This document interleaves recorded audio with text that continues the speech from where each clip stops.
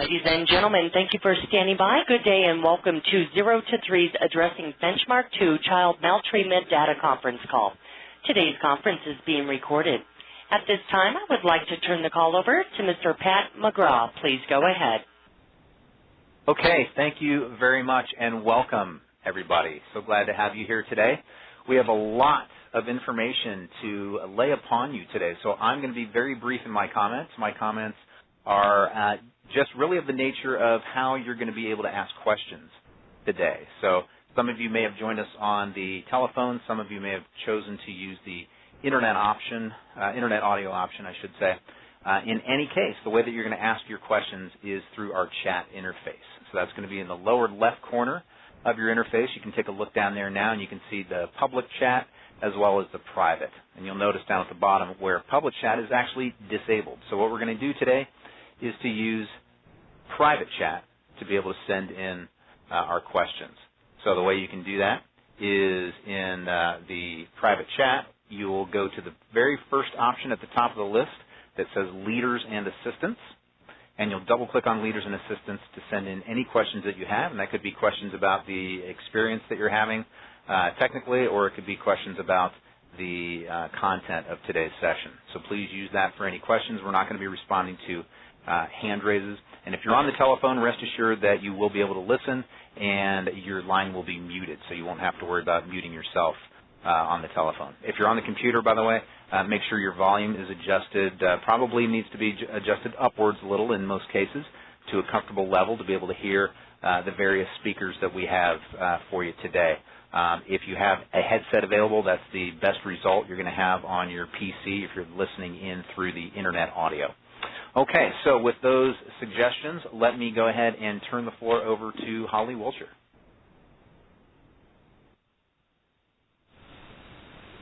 Thank you so much, Pat. My name is Holly Wilcher, and this webinar is hosted by the Maternal Infant Early Childhood Home Visitation Technical Assistance Coordinating Center, the TAC. The TAC is brand new and funded by HRSA, and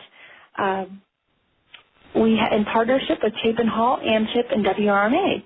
The TAC is funded to provide many levels of TA support to maternal infant early childhood home visitation grantees, including webinars like this one. Support from the TAC can be accessed through your HRSA Regional Project Officer, and you'll also be hearing much more about the new resources available coming to you in the days ahead. TAC is very pleased to host the first webinar of what will be many webinars for grantees and colleagues. In fact, we'll be seeking your ideas on future topics through an electronic feedback form you'll receive in the next few weeks. So thank you. We're glad you could join us today. And at this time, I'd like to introduce Audrey Yowell, the Branch Chief Officer with the Policy Program Planning and Coordination Branch of the Health Resources and Services Administration. Audrey? Thank you. Welcome. We are very excited to be able to introduce our new Technical Assistance Center to you, and we welcome all of you to this webinar.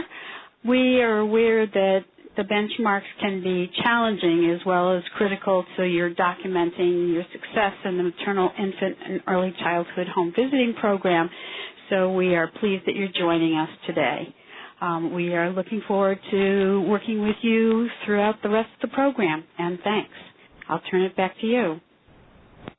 Thank you so much, Audrey. And at this time, I'd like to turn it over to Jackie Counts, who'd like to give a warm welcome from HRSA. Jackie? Good afternoon, everyone. As Holly mentioned, my name is Jackie Counts, and I'm the HRSA Region 7 Project Officer for the Maternal, Infant, and Early Childhood Home Visiting Program and the Early Childhood Comprehensive Systems Grants. In the updated state plans that grantees submitted in summer 2011, they proposed a plan for meeting the benchmark requirements specified in the legislation. Grantees have spent the last several months refining improvement statements, comparison groups and time points, data collection processes, and so on. Today's presentation focuses on Benchmark 2 specifically, child injuries, child abuse, neglect or maltreatment, and reduction of emergency department visits. The webinar was informed by many of the questions and issues that have surfaced during technical assistance. And in many of the benchmark plans, grantees are partnering with child welfare agencies to obtain data to address the constructs under Benchmark 2. So today the first presentation addresses many of the critical elements needed to initiate conversations, define what is needed, and to ensure a smooth transfer of data. The second presentation discusses the National Child Abuse and Neglect Data System, or NCANS, and its relevance to Benchmark 2. We hope that you find the webinar informative and useful. But before we get started, I'd like to thank our technical assistance providers 0 to 3 and DOVE, which stands for Design Options for Maternal, Infant, and Early Childhood Home Visiting Evaluation, the NCANS presenters, and our colleagues at the Administration for Children and Families. I'd like to thank them all for their time, expertise, and willingness to partner to advance the work of home visiting within an early childhood system. I'd also like to welcome the child welfare partners who are attending the call today. And with that, I turn it over to Holly to discuss some housekeeping issues and begin the webinar. Thank you. Thanks, Jackie. If you've just joined us, just a couple housekeeping reminders. Your phones will be muted for the duration of the presentation. However, if you have questions that come up throughout the webinar, we encourage you to use the chat feature that Pat discussed earlier to post your questions throughout. Specifically, if you have a specific question for a presenter, go ahead and put that presenter's name in there for the question. So you'll be muted, and you can use the chat feature throughout to communicate with the presenters and the webinar moderators.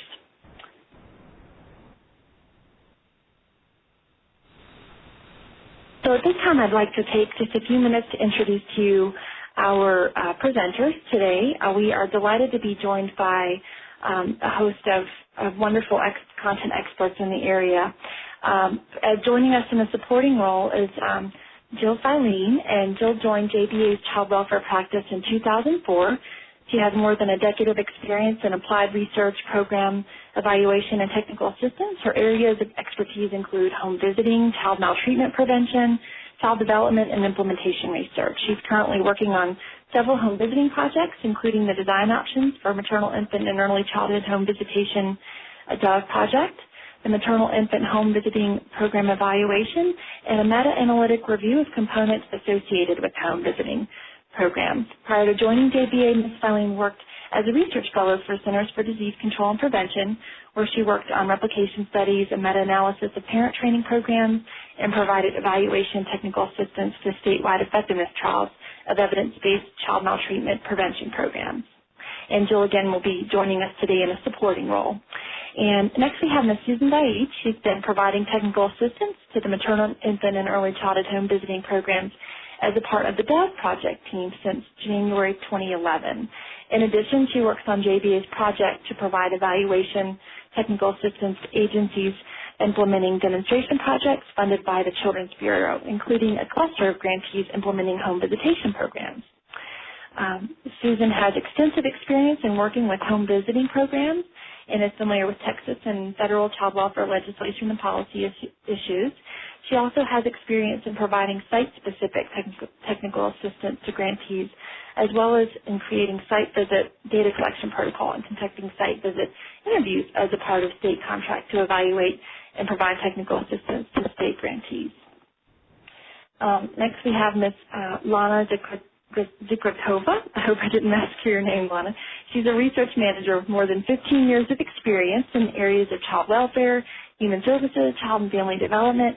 She has more than 10 years of professional experience in social science research and data management and has comprehensive knowledge of database, data warehousing technology, and statistical software applications.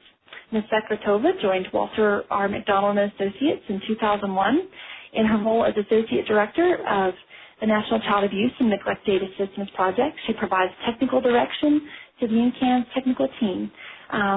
Lana is responsible for production of state child safety profiles to the Child Bureau for the Child and Family Services Review and program improvement plan for production of state-level and national statistics for child welfare outcomes report. She also conducts analysis for the annual child maltreatment report.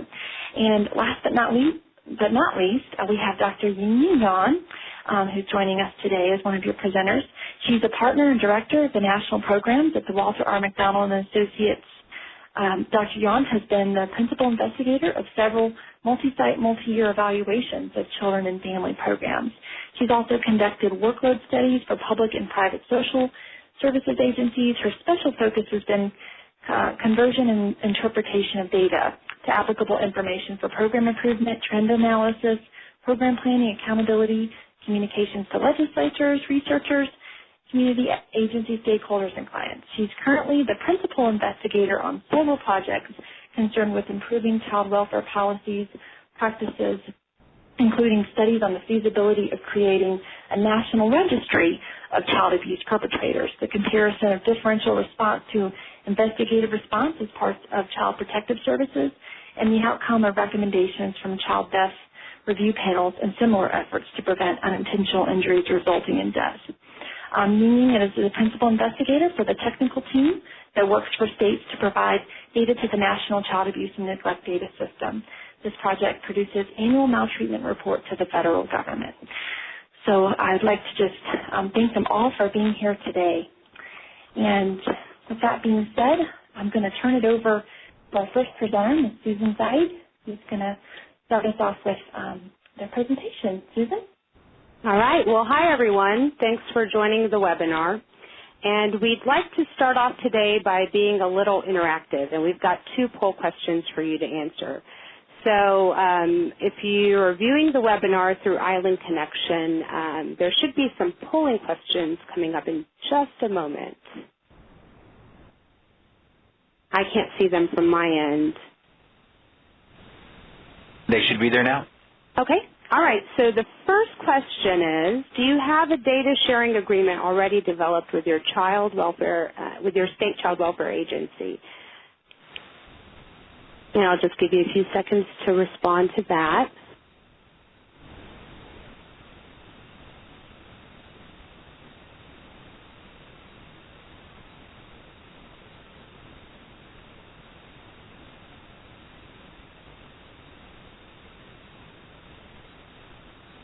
Okay.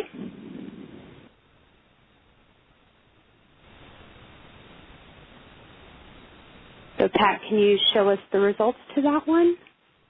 Okay, so based on that, of those that have responded, we can see that 24% do have a data sharing agreement already developed with their state child welfare agency, and about 37% do not. The next question, do you have a consent form that incorporates the protection of client rights? So Pat, if you could put that up there.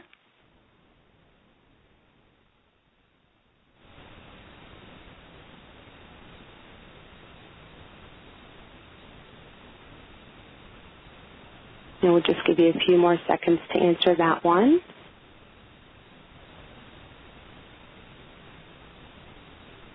Okay. Pat, can you show us the results?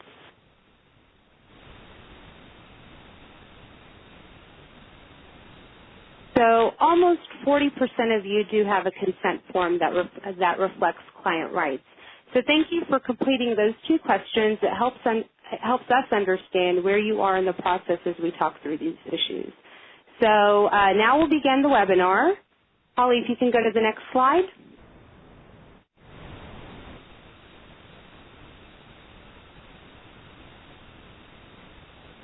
Okay. So the first presentation today will be on data sharing agreements with child welfare and developing consent forms to capture the protection of client rights. Next.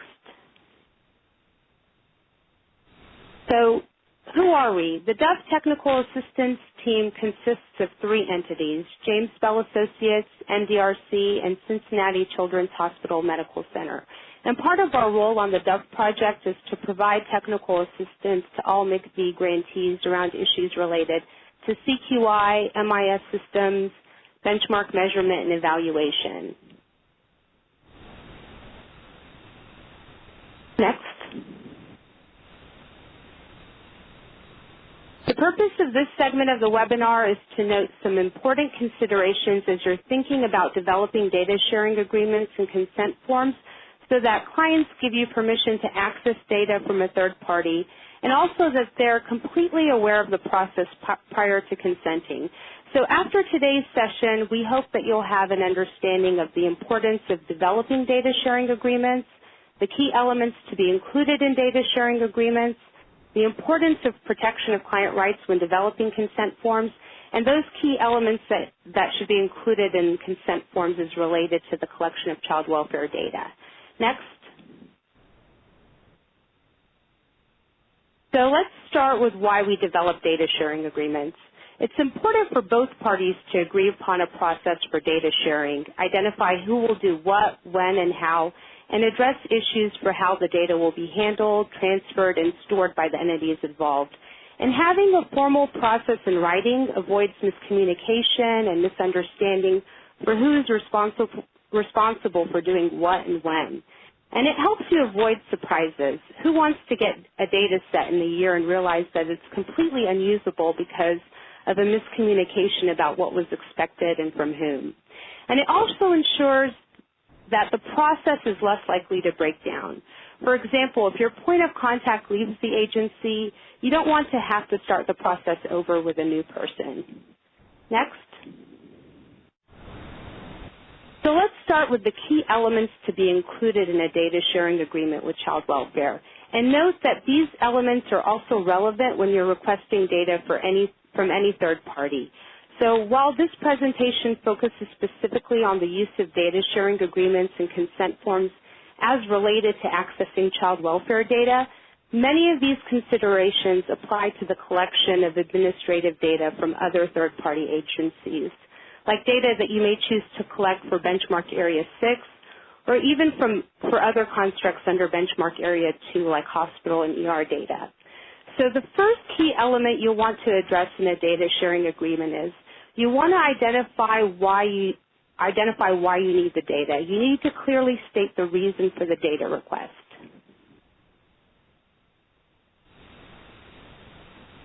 Next slide. You'll also want to be clear about the parameters of data collection. You don't want an open-ended agreement for an indefinite period of time. So the agreement should specify that the data requested will be for participating families during the time that they were involved in the program. Now, you want to be mindful of the variables the state child welfare agency collects. If they don't have a variable for first-time victim status, for example, then you'll want to request the data from birth through the end of the participation in the program. And that way you can figure out the first-time victim status. Next. And next, you'll want to identify clear points of contact within child welfare. And note that there might be multiple points of contact within the agency. So the first step is to identify someone that will help you navigate through the system effectively. And also recognize that there will likely be multiple points of contact for different things. So you might have a different point of contact for negotiating the terms of the agreement and someone else that you'll be dealing with for the data transfer and so on. But it's important to start identifying those contacts now and include those roles and responsibilities in the data sharing agreement. Similarly, you'll want to identify your points of contact within the NICV program. Who can be contacted if there's a question? Next slide. You'll also want to clearly articulate the process, and this is probably the most crucial step. You'll want to explicitly identify who will do what, when, and how, and you'll want to spell it out in a detailed and step-by-step process.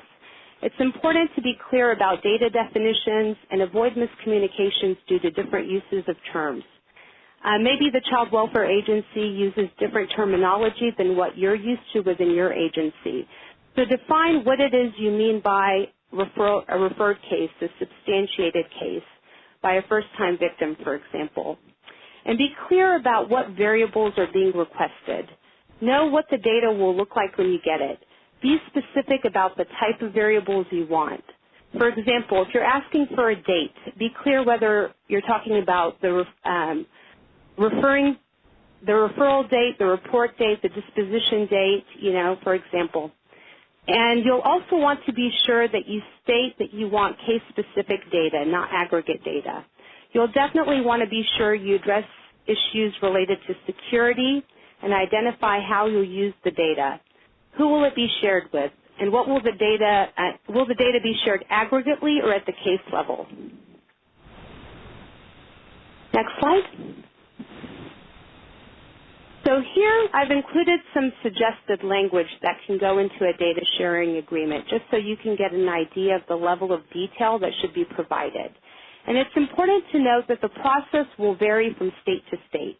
This example is just to illustrate the important elements that could be identified in a given process. And agreeing upon a process can be lengthy, so start early. And another reason to start early is that you need to figure out whether the Child Welfare Agency requires consent for data release, and if they do, figure out what language needs to be included in the consent to ensure release of the correct data. Next. So here's an example of the process delineating the key action steps based on the example from the previous slide. It identifies who, what, when, and how often. And again, the details may vary from state to state, but it's important to have the process spelled out. Next slide.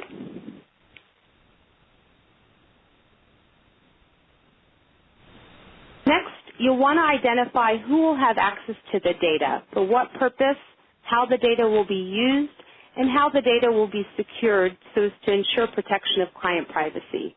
For example, if you'll be transmitting the data via email, you could encrypt the data. You could also store the data separate from other databases as an added layer of protection. If stored on a server, there should be limited access to the database. Only those that need to see the data should have access to it. And you should agree to destroy the data by a certain period of time. And again, this can vary across agencies. And while the procedures for securing data may vary, the important thing is that the state agency has articulated the procedures and that the Child Welfare Agency is aware of how the data will be handled once they release it to your agency. Next slide. So in summary, data sharing agreements help ensure stable data collection processes. They articulate expectations for both parties, and they avoid surprises in what you get.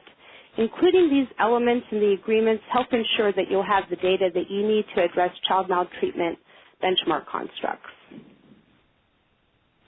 Next slide. Now moving on to consent forms. So like above, the first step is to determine if consent is necessary. Whenever you collect data on participants from a third party, you'll want to be sure that participants are aware that you'll be collecting the data and that you have a signed consent form from them. So if you're collecting child maltreatment from a child welfare agency, you'll want to look over your current consent form to be sure that it incorporates the protection of client rights as related to the collection of that data. While child welfare data is not subject to HIPAA rules, they can be used as a guide for protection of client information. MCV grantees may have local IRBs or privacy boards, which may be more conservative than the federal legislation requires. So it's important for each state to follow what's required of them within their state. And I've listed 2 websites here that may be useful guides for protection of client information. Next slide. So as a general rule, the purpose of including the suggested elements we'll be talking about in the consent form is that you want all participants to receive a written summary of rights and responsibilities, to be able to consent that you have their permission to access the information, and also that the client is aware of the circumstances the agency may be required to release confidential information, like reporting of child abuse or neglect. Next slide. So the HIPAA privacy rule protects all individually identifiable health information, which includes the following list of individually identifiable elements. Again, HIPAA may not be required for you, but this may be a useful guide. Next. Now let's talk about some key elements that should be included in client consent forms that are intended to protect client rights. Your program consent form should state that you'll be collecting individual level data from other service providers, including child welfare agencies. First, the consent form should include a section that identifies the type of data that may be collected, from whom, the purpose, and how the data will or will not be used. An example of suggested language is included on this slide. And this language will capture data that you'll be collecting from child welfare as well as data from other service providers that you may set up data sharing agreements with for other areas like Benchmark Area 6. Next slide. You'll also want to be sure you include a section in the client consent form about confidentiality and how program staff will ensure the protection of client privacy. As you can see in this example of suggested language, the client is being made fully aware of the data security measures being implemented by the agency to protect client privacy. Confidentiality is addressed. The steps taken by the agency to protect privacy have been spelled out. And while the actual steps will vary from agency to agency, it's really a matter of spelling them out so participants are aware of what they're consenting to. Next slide. The consent form should have a section related to client rights explaining the voluntary nature of participation in the data collection. It should be a completely voluntary process, and clients should have the right to opt out of participation in the data collection. They should also be made aware that if they do choose to opt out, it will not affect their participation in home visiting services. They should also be provided with contact information in case they have any questions. Clients should also be made aware of the risks and benefits to participating in the data collection. Next slide.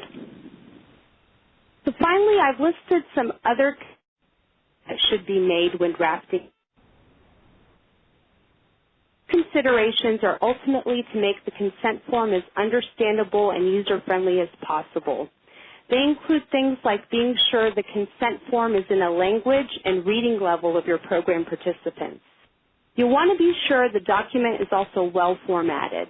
You should use headings to break the document up into smaller sections to make it easier to view and understand. Finally, it's important to keep in mind that a consent form is not a standalone document. You shouldn't just hand a participant a consent form and have them sign it. They should not only take the time to read the consent form, but the form should also be accompanied by a verbal explanation by a trained staff person who's been trained in how to present the consent form and its content. Next slide. In summary, it's important to include these elements that we just discussed in a consent form when you plan to access individual level data from child welfare or from any other third party to help ensure the protection of client rights. And I think we have some additional polling questions. Pat, if you could pull those up. So before moving on to the next presentation, we'd like to go back and ask you a few more questions. First, if you already have a data sharing agreement in place with your state child welfare agency, do you think you'll revisit the agreement based on what you've heard? We'll give you a few seconds to answer those questions.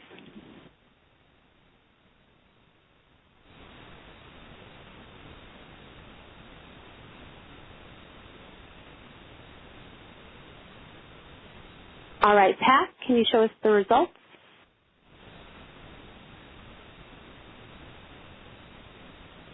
So 23% said that they would revisit their data sharing agreement of those that already have one, and 8% will not. And the next question?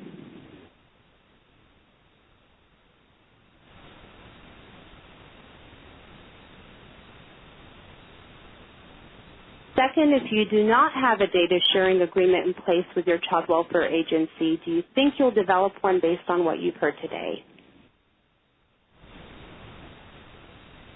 So we'll give you a few seconds to answer this one.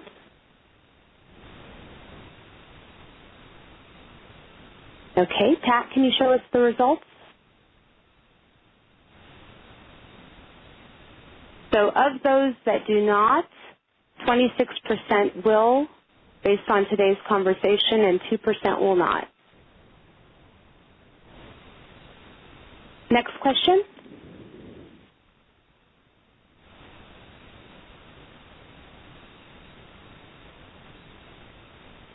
And finally, based on what you've heard today, do you think you'll revisit your home visiting program's consent form to see if it captures the protection of client rights? We'll give you a few seconds.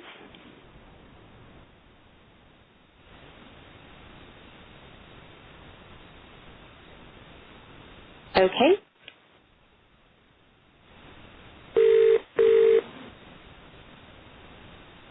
"39% will and 7% will not." Well, thank you guys for making this interactive. And Holly, if we can advance to the next slide.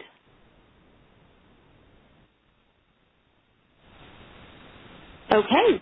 So just before I turn it over to Yingying and Lena, I just want to share a few resources with you. The next two slides list previous webinars and resources that may be helpful to MCV grantees if you haven't seen them already. So here's a list of recent webinars that Dove has participated in, and they're available on the Dove website. Next slide.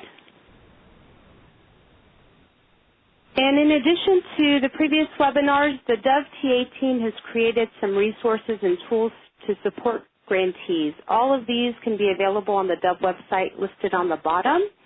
And there are some others that are not on the list that are currently under development, and they'll be added to the website once they're released. So after that, I will just turn the presentation back to you, Holly. Thank you so much, Susan. I see we've been getting some really great questions via the chat feature at the bottom, so we want to just encourage you to keep up that great interaction and continue to ask questions, and we'll field those questions out to our presenters during our question and answer portion of the webinar. So thank you so much for doing that. Now we're going to hear from Lana Yingying, who will share information regarding data elements for child maltreatment constructs. Lana? Good afternoon. I'm Lana Zikratova, and I would like to remind you that you have a one-page handout with MCAN's data flow and key child maltreatment statistics for federal fiscal year 2010. Our today's presentation has three main objectives, and I will provide you with a general overview of the MCANs, and Yiming Yuan will present on specific data elements for the child maltreatment constructs, and will discuss several important issues and critical steps in developing and measuring these constructs. Next slide, please. And the next one. The National Child Abuse and Neglect Data System, known as MCAN, was established as a result of the CAPTA directive as a voluntary national reporting system from the State Child Protective Services. The first report from MCAN was based on data for calendar year 1990. A complete MCAN's data submission from each state consists of two files. All 50 states, D.C. and Puerto Rico, report case-level data for all children who received an investigation or assessment by a public child welfare agency. This data submission is called the child file. Case-level data include demographic characteristics such as age, sex, and race of children, types of maltreatment, the dispositions or findings of the investigations, the risk factors of the child and the caregivers, services that provided, and demographic characteristics of perpetrators. They also submit additional data that are not reportable to the child-specific level and are not from child welfare agencies. This data submission is called the agency file. These are the aggregate counts and are collected from such supplemental agencies as medical examiners' offices, health departments, and judiciary agencies. Annual findings are reported in child maltreatment. The most recent report for federal fiscal year 2010 data, which was released in December 2011, is the 21st annual publication. And Lana, if I could break in for just a moment, I'm sorry, everybody. We've got a few people that are having a little trouble hearing you. If there's any way that you could get a little closer to the microphone or speak up a little bit, that would be great. Thank you. Thank you. I will try. MCAN's technical team at Walter R. McDonald and Associates collects, validates, and analyzes the annual data under contract with the Children's Bureau at the Department of Health and Human Services. Next slide, please.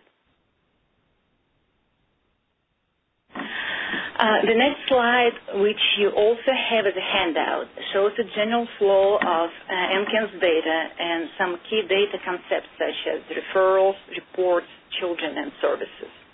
I will briefly introduce them to you, and then Yini will discuss them in more detail in relation to child maltreatment benchmark constructs. Child Protective Services agencies use a two-stage process for handling allegations of child maltreatment: screening and response. During the screening stage, an initial notification called a referral that alleges child maltreatment is received by a CPS. In most states, referral can include more than one child.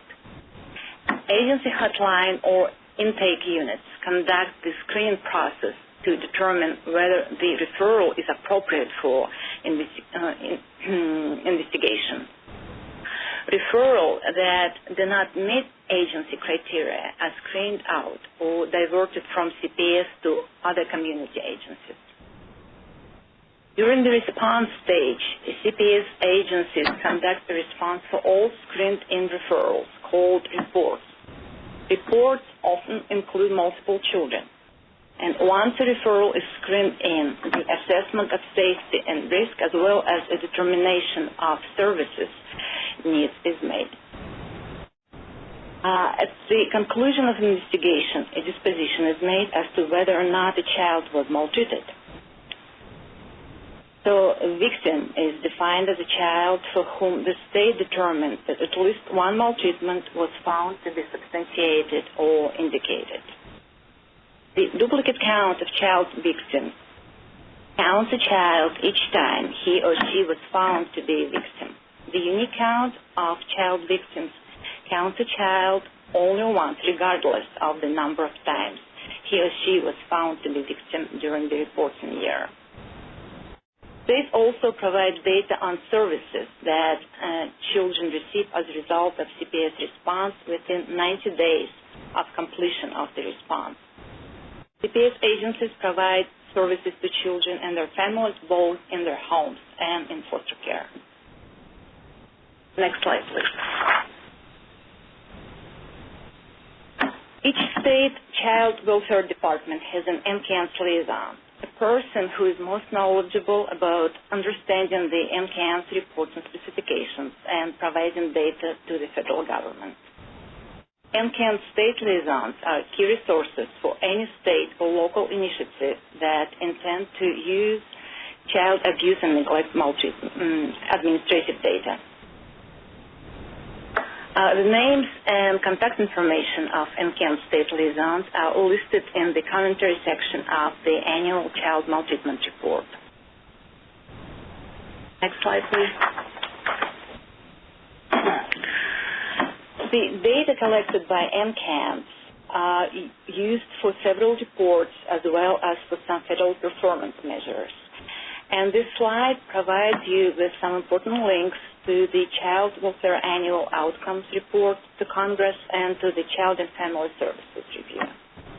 MCANS data are archived at the National Data Archive on Child Abuse and Neglect at the Cornell University.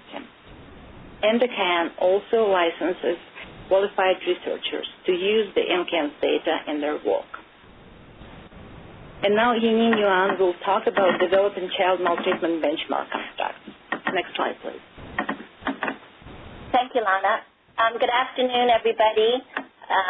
As all of you know, speaking on a webinar, it's a little bit disconcerting because we can't see you, but we want to say that we're very happy to be able to give you a little bit more information about the child maltreatment constructs and explain a little bit from the perspective of the Child Welfare Agency what are some of the issues that will be under discussion and dialogue between the grantees and the child welfare agencies.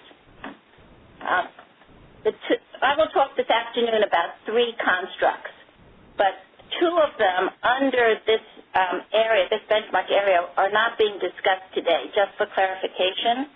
One on injuries and the one on reduction of emergency room visits, I believe, is subject of a separate webinar. So we are talking this afternoon about the three that are specific to the involvement of children with Child Protective Services at the local or state level. And I will be using the overall flow that Lana introduced and then elaborating upon it so that you can understand some of the nuances behind the data that you will be requesting. I'm going to clarify that and then talk through, reiterate a little bit what Susan spoke about the process of requesting, what are some of the issues that need to be covered, and what are some of the solutions for situations where you run into problems or challenges or barriers, and how might they be resolved. Next slide, please.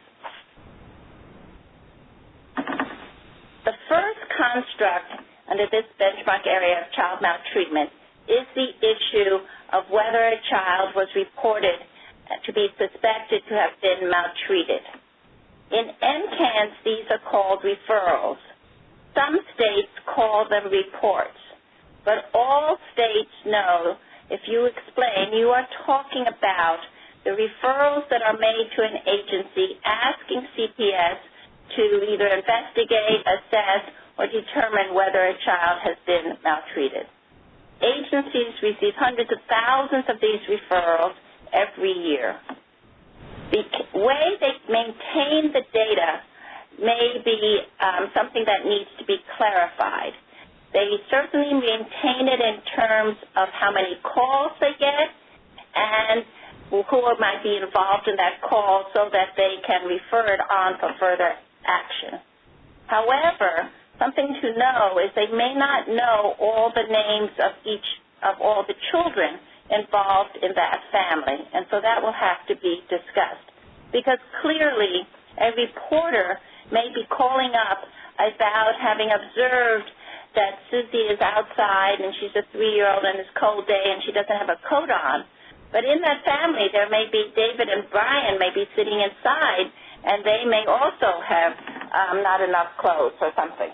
And the investigator will find that out. So one of the issues that will face this particular discussion is determining how much information they have on all the children who were part of that initial being considered to be suspected to have been maltreated. It may be that they need to look in multiple parts of their system to confirm all the names of all the children. Secondly, they will not know as much about families if they have been screened out. What that means is that the Child Welfare Agency is not taking any further steps. They may refer the family or the caller to another agency. So, for example, let's say somebody calls up and says they're very concerned because a child is coughing at school and they're not sure what this may be, whether this is tuberculosis or asthma or something else. The Child Welfare Agency might take further steps or might advise the caller to call the Public Health Services Department. So it depends on what they do, they decide, and then it depends on how much information they maintain on screened out referrals. So this is something that you will have to talk through with the agency, so in terms of the children that you're interested about. Next slide, please. Once a referral is accepted, then as Lana and we saw on the other screen, and as Lana mentioned and we saw on the other screen, referrals can be screened in. If they are screened in, the agency has a lot of different, several options of what they will do. They may conduct what they call an investigation. These responses result in a determination of whether the child was maltreated or is at risk of maltreatment or was threatened with maltreatment or whatever, okay? A second branch of the response is that They may provide what may be called alternative response, family assessment response, diversified response, or something else where they do not make a determination. Therefore, if you were following up on Susie Roberts and you saw that Susie Roberts had been referred, had been reported as being suspected of having been maltreated, had been screened in, the agency told you that she was screened in, but they cannot report to you that she was substantiated, you will need to clarify whether she was unsubstantiated, which was meant that she was found not to be a victim, or if no assessment and determination was made. This may or may not be of interest to you, but it will be important to at least understand what it means if they are not found to be substantiated. You need to at least know that, even if you're only reporting the number of children who were substantiated. The other important thing to understand about the dispositions that an agency makes is that if they conduct an investigation, there are several different dispositions, and not all agencies use the same terminology. So, for example, there are states that do not use the terminology that any children or any reports were substantiated. They may use terminology such as the maltreatment allegation was founded. They may say the allegation was indicated. They may use some other terminology. So it will be important as you have these discussions that you explain what you mean so that they know what to map that to in terms of their classifications of dispositions. In NCANS, the terminology is used that a child is a victim if certain dispositions in an agency are made. So if an agency does not use the term substantiated but uses indicated only, then those children are counted as having been found to be victims. But all child welfare agencies will be able to discuss this with you and will be able to answer your questions. It is more important, perhaps, that you understand what they're trying to communicate. In terms of children who are found to be victims, there will be the information which is requested of age in almost all cases. However, you may already know age, since if you collect that demographic, they will certainly know the types of maltreatment which were substantiated. What is important to be sure that you are aware of is that not all allegations of maltreatment will be substantiated. In other words, if somebody called and said, going back to Susie Roberts, that she was outside and it's a cold day, the agency may decide that she was not neglected or that she was neglected, determining based on the situation, but they also may find that she was being physically abused even though the referral did not allege physical abuse. The agency, however, the Child Welfare Agency will, however, be able to report which types of maltreatment were founded or substantiated. I don't think, but this may not be true, but I don't think in terms of reporting to HRSA that they are interested in any allegations which were not founded. Next slide, please. Could we have the next slide? Thank you. So we have this concept of victims, okay? This means, as we have said, that a child was referred, the referral was screened in, an investigation was conducted, and the allegation was founded or determined to be true or valid or whatever, in other words, substantiated. A couple of things come to mind. First of all, during the reporting period, a child might have been referred more than once. They may have been screened in more than once, and they may have been found to be a victim more than once. This will be something that you will need to work through with the TA providers and with your HRSA contacts and with the Child Welfare Agency, exactly how much detail you need. my understanding is that minimally you would need to be able to say that a child was referred one or more times during the period or was found to be a victim or substantiated maltreatment more than one or more times during the period under study. But this is something that you need to confirm. When we get to the concept of first-time victims, I would like to just clarify a couple of things that were said before. What is meant by first saying that a child is a first-time victim?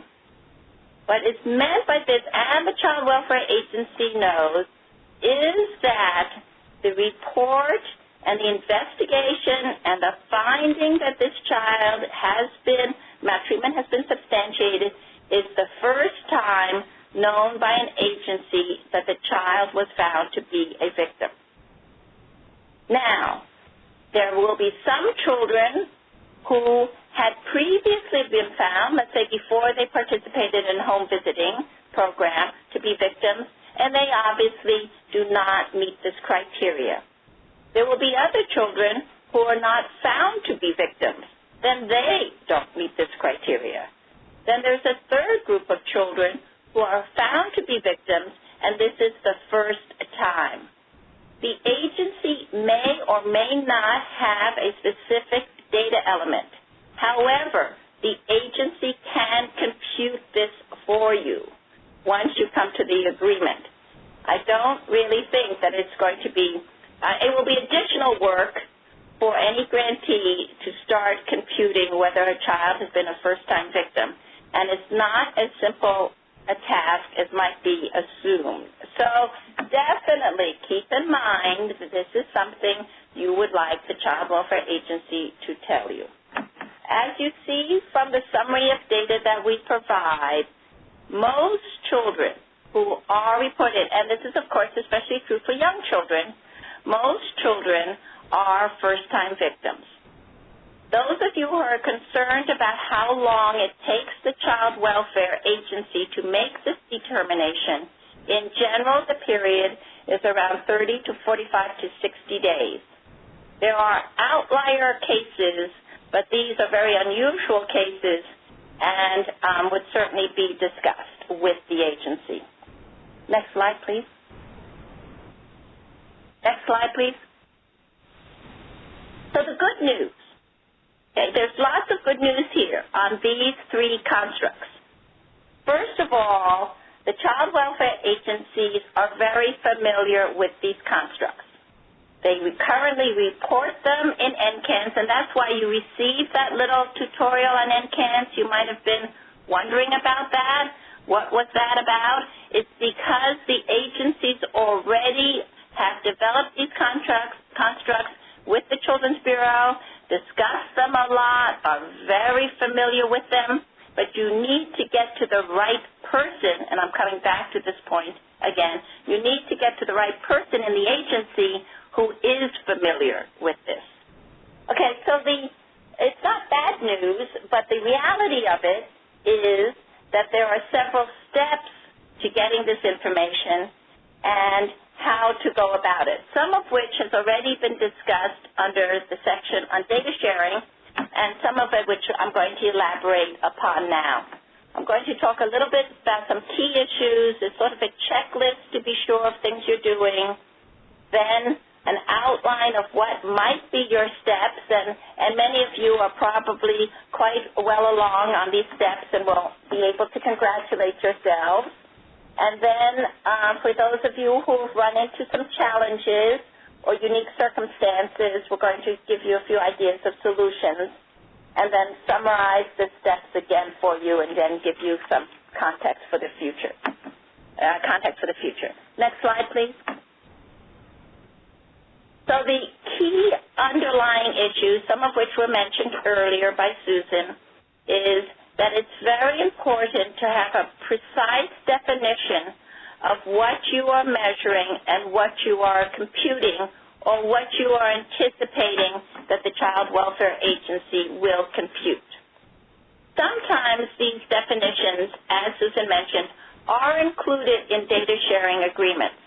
However, sometimes they become part of a much more technical document, which becomes an appendix to this data sharing agreement and is not negotiated at the very first pass of the data sharing agreement. Sometimes data sharing agreements stay at a relatively high level, but an important one, and broad classifications of data. How are you going to use it? Who's going to have access to it? What are your security measures? What ownership? Who owns the data? How it will be returned or it will be destroyed, etc. Relatively high-level things. In the data specifications document, whether that is part of the data sharing agreement or whether it's an appendix or whether it's a separate document, in addition to the definitions, there will be specifications as to the population, the time period, and how you want the counts reported. The time period is an important consideration because it may not be the same for all children. Obviously, over the period of service under these grantees, there were some children who have served this year, some children who receive home visitation next year. It is highly likely that each child will have a time period attached to that name for which you are interested in. And that's why it's going to take some discussion and working through on how the data will be reported to you, how you will request the data, how you will receive the data from them, and what you will report to HRSA. Because although the interest of HRSA is in terms of what is needed as a benchmark, the individual state agency or grantee may have other additional information needs for whatever reasons, and it is going to be important to sort of consolidate those information needs. The third area is, of course, what's called data aggregation and transformation, and that refers to not only how you will request it, but then how they will give it back to you. And so that's whether they will aggregate or they won't aggregate, then how you will aggregate or you won't aggregate, and then how the data has to be transformed. There was earlier mention of encryption. Just to be clear, when you are requesting the information from the Child Welfare Agency, it is unlikely that you will encrypt the name. That means you will mask the true name and codify it in another way, because then the agency won't know who that is. And it may be unlikely that they will encrypt when they give it back to you unless you are just asking for de-identified statistics. And that's something which is worked out by HRSA, whether the report back to HRSA could say of 25 children, 5 were found to be referred to the CPS, 2 of which were investigated and found to be victims of maltreatment. If that's the reporting, then there is a transformation at one point from the information you receive if the Child Welfare Agency has given it to you at the client level. Next slide, please. So I hope that we haven't lost you on those key issues, which is essentially about definitions, specifications, and then data formats. In terms of the steps, this is a recommended list of steps, but obviously they would be tailored by each agency. Some may be iterative, some may be relatively easy to address, some may happen more than once. The first is the more familiar, you don't have to be an expert in child maltreatment, and certainly nobody would expect you to, but certainly the more that you understand the general framework of child maltreatment data, the easier the conversations might be. And later we do suggest perhaps that you might need an interpreter, okay? The second step that we recommend is that you locate the NCAN state liaison because that's the person who will know the most details about what they can provide, how to provide it, etc. Prior to that, however, the request will probably go higher up in the agency, since it might go from agency to agency, may need to go to the Child Welfare Director or the CPS Director. But certainly the NCAMS liaison would be able to tell you specifically who you need to contact. Then let's presume that you have an agreement, a data sharing general agreement between the two agencies, and they have designated a technical person to work with your technical person on how to prepare the request and how to ensure that you receive the data you need. That's the person you are most likely working with in terms of the key issues we talked about, the definitions, the specifications, and the formats in which the data would be submitted. So already you could have 2 or 3 contacts with the Child Welfare Agency before you get to an actual working team. Then you would review your definitions that you have drafted, maybe in concert with them, maybe by yourselves, so that consensus and agreement can be reached. At that point, you would refine the data request addressing any of the agency's concerns, meaning the Child Welfare Agency or your agency's concerns, which have arisen as these specifications have got clearer. Occasionally, new issues pop up that nobody has thought about before. Let's say, for example, a highly unlikely situation is that a child dies during the family's receiving home visitation. That particular case might raise other issues about sharing data, et cetera, and I'm saying it would be a very unique circumstance, but sometimes these things arise.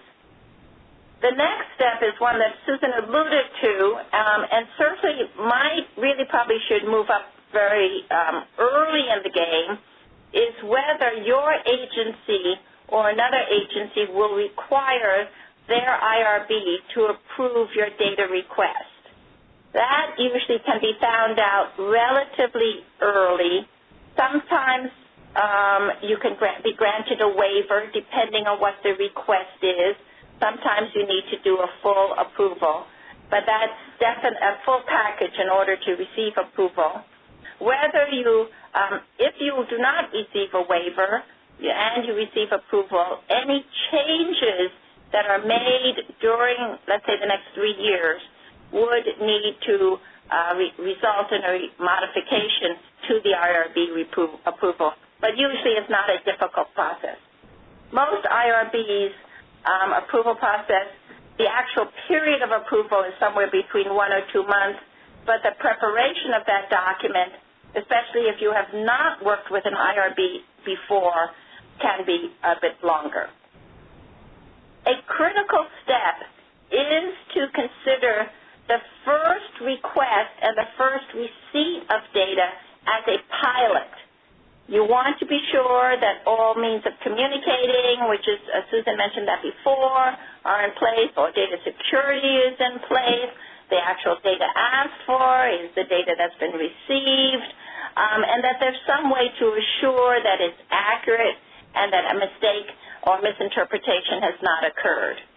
To understand how best to validate the information or put in quality assurance, it's best to work with the agency, both agencies working together to see what they might do, meaning the Child Welfare Agency, or what you might be doing, meaning, in general, the health department.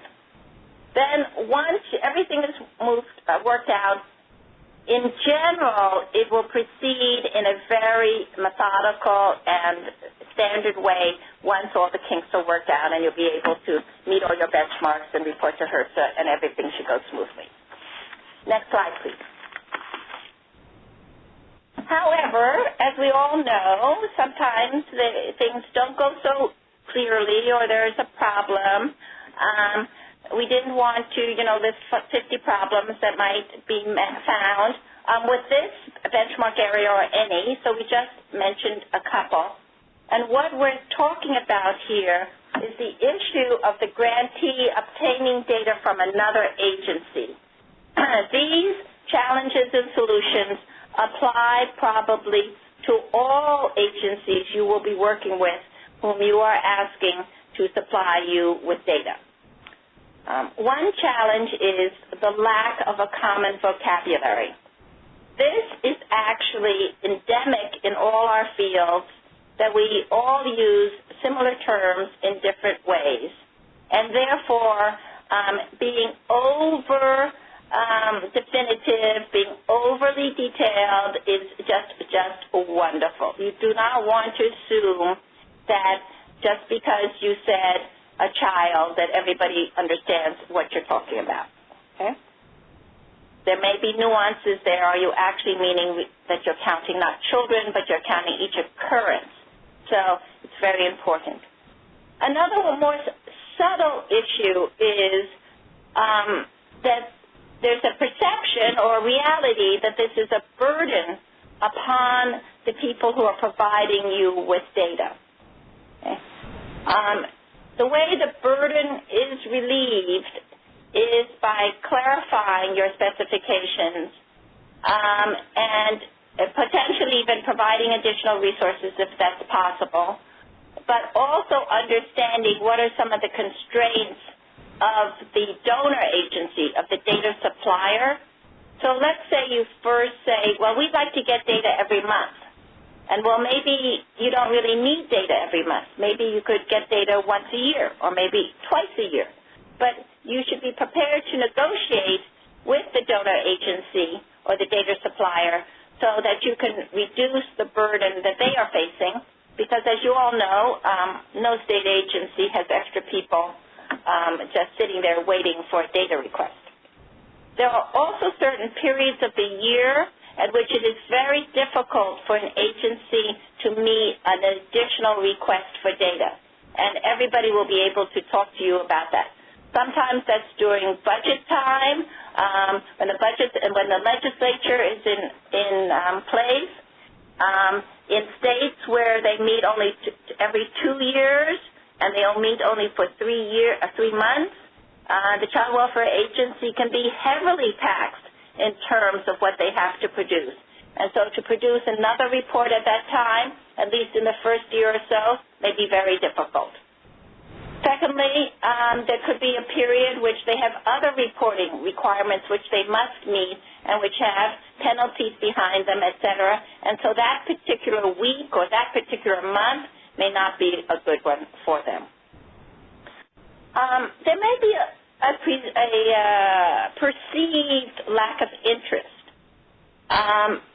meaning that somehow you can't get through. You can't find the right person. You can't somehow come to resolution. You think you are at resolution, but you can't somehow get there. This is the time to think about if you were at the other side of the table and somebody was asking something extra from you. What would make it easier for you, or you would be more amenable to participating? Maybe it's just bringing food to a meeting, or maybe it is talking about some reciprocity. We can do this for you, which we know you've been needing for a long time, if you do this for us. All of those will be individual agreements. Maybe you can find the one person who is interested in doing it. But certainly one has to recognize it isn't that they're not interested in the issue. It's not that they're not interested in the problems and the services that you're bringing, but they may have other demands on their time. So, getting ready to summarize. Can I have the next slide, please? Some of these, and so I'm just reiterating, I think start early. So if you haven't started yet, probably being hard to start early, so you might have to move on to the second bullet, which is get help from somebody who's knowledgeable. If you yourself are totally confused, might want to find somebody who kind of understands a little bit about child abuse and neglect data, just to make it easier upon yourself. Be prepared for investing in the time to get to know the people and build relationships and have the conversations. get the technical help from your IT specialist as well as their IT specialist, and be able to review the data. That's all part of that pilot process. After that, you may not be so dependent upon them, but no matter how simple it may seem, whether we're talking about an Excel spreadsheet or something, as we all know, technology's main objective is to stay 4 steps in front of the user, posing them new opportunities and new challenges. So it's just best to confirm everything, the platforms, the formats, with your IT, their IT person, to be sure no version changes occur in the middle somehow, that this will make it more complicated. And the last but not least is to keep notes of all the decisions, the discussions, and the definitions, so that in a sense you will be building a memorandum of understanding, which is somewhat of a less formal document, but a memorandum of understanding of what you're asking for and what they're going to provide you and how it's going to be used, etc. Next slide, please. Do we have them? Thank you. All the names of people on this slide are prepared to help the TA providers and the grantees in terms of their questions. The first 4 are representatives from the Children's Bureau in HHS. 2 of them are on the data team, and 2 of them are in the Office of Child Abuse and Neglect. And I believe, but you didn't hear it from me because she's on the call, Jean Nussbaum is the lead person if you have a question going into Children's Bureau, unless it's set by somebody else. Then Lana and I stand ready to support the Children's Bureau in terms of any technical issues or general issues based on our many years of experience with state child welfare departments. So in conclusion, both Lana and I, and I'm sure the rest of the people on the webinar, wish you a lot of luck and hope to reaffirm for you that this is all doable and that it can be worked out. And we look forward to seeing the results. Thanks very much. Thank you so much, Ying and Lana, for sharing in that section. As you were presenting, we had a slew of questions come in that we're trying to organize to best share with you so that we can, when we move into our question and answer portion, which we will do in a few seconds, we can get those to you in the most appropriate way. So thank you again for all of your great interaction and participation through the chat forum, and we have been, like I said, getting some questions throughout the presentation today, but we also received some questions during the registration, and we'd like to speak to those briefly. The first question was around data collection instruments, which will be acceptable for this grant. And in the resources provided on slide 28 of the Dove slides, there's a reference to Benchmark Construct's crosswalk of the compendium of measures. The compendium includes a variety of measurement tools and shows you how they are aligned with the benchmark constructs. And if you have any questions about specific constructs and appropriate tools, please check with your regional project officer who can work with you and the technical assistance provider. We also received throughout the webinar today and during your registration, you asked tribal-related questions. And those have been forwarded on to the right person. We want to let you know who will follow up with a response to all tribal grantees. And we also received a couple questions during the registration process, which need a little bit more context on how to respond to those. So those have been passed on to the regional project officers as well. And Susan, just wanted to let you know that during your poll earlier, we had a participant who said there should be an in-progress option there for data agreement in progress. So just wanted to let you know that there may be other people who are also in progress, and maybe this opportunity today has facilitated that process along its path. So with those being addressed, I think we're going to start with one of our first questions. And the question comes from a participant who wants to know a little bit more, if presenters can tell us about the concept of screened in and screened out? Which situations or data would children be screened in or screened out? The question is about what the definition is screened in, screened out. Is that right? I believe so, yes. Okay. Screened in means that the Child Welfare Agency has accepted the phone call, usually to the hotline, to take further action. Screened out means that it was not under the purview of the Child Welfare Agency. Great. Can you give us an example of maybe a situation, or is that too intensive, Ying? No, that's fine. I think I gave us a one before, which may not have been a good one. So let me try to give another one. Let's say there's the first concept of screened out calls, which used to be called poodle calls, because they were about a dog racing around the neighborhood, and the Child Welfare Agency received it, okay? And so obviously that wasn't something of their concern, right?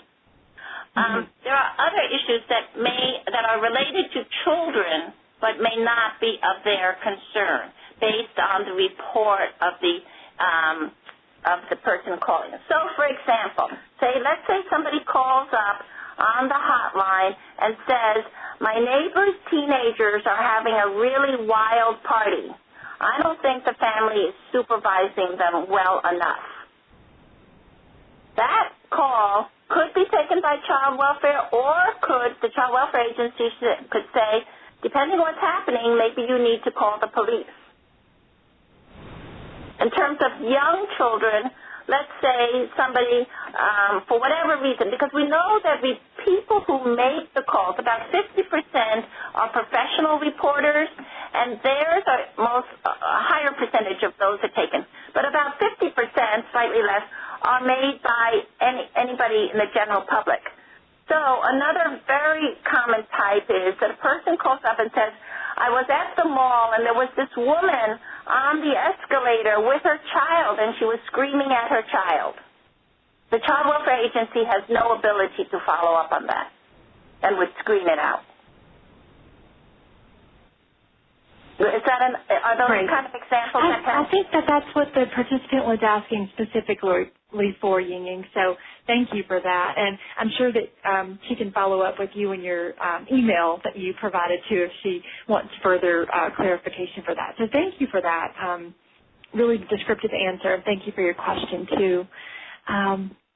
Okay, the next question that we received is, it might be a specific question, too specific, but are there any states that are challenged with statutory protections for child maltreatment data and steps that have been taken to change or circumvent laws?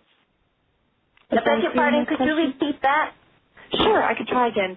Are there any states that are challenged with statutory protections for child maltreatment data and any steps they may have taken to change or circumvent laws? I hope I'm... Well, I don't know anybody circumventing laws. I just don't know those people. But let's just talk about that there are restrictions about with whom data can be shared and for what uses. Child maltreatment is a sensitive issue, sensitive in terms of the child, and it's sensitive in terms of the parents. So it would not be surprising, for example, if in some states legal counsel gets involved in the data sharing agreement. However, because this is, I believe, between State Department and State Department, not between provider and State Department, that it's likely that much of this has been worked out before. However, if anybody is thinking that a local agency who provides home visitation will be requesting these data from a child welfare agency, then, people need to work through that, whether a child welfare agency would give the data to a local nonprofit home visiting service provider.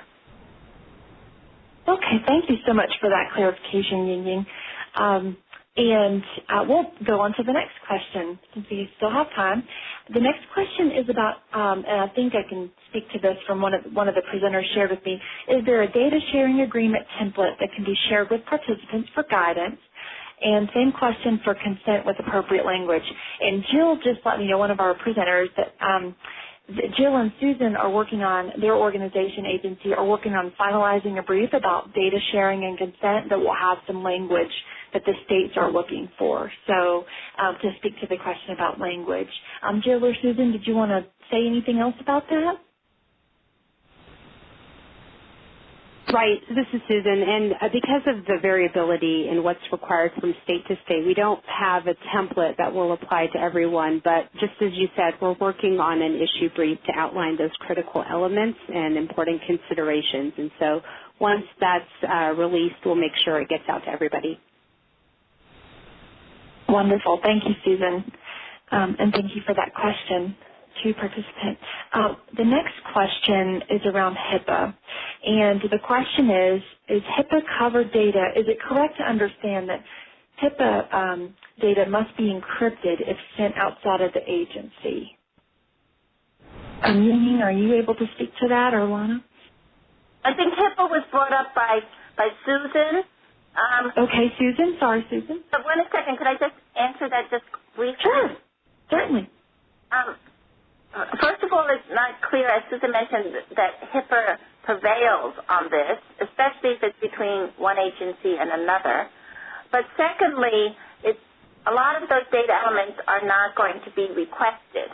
So it's the issue about name. But Susan may know more about this. We have not actually run into the HIPAA issue with agencies sharing limited amount of data on the families. I'm not saying a lot of data, but limited amount of data under these constructs. We haven't yet run into it.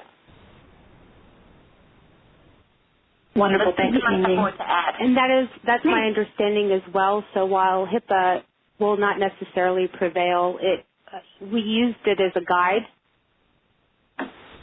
Yes, definitely. Mm-hmm. But it may not pose a big problem.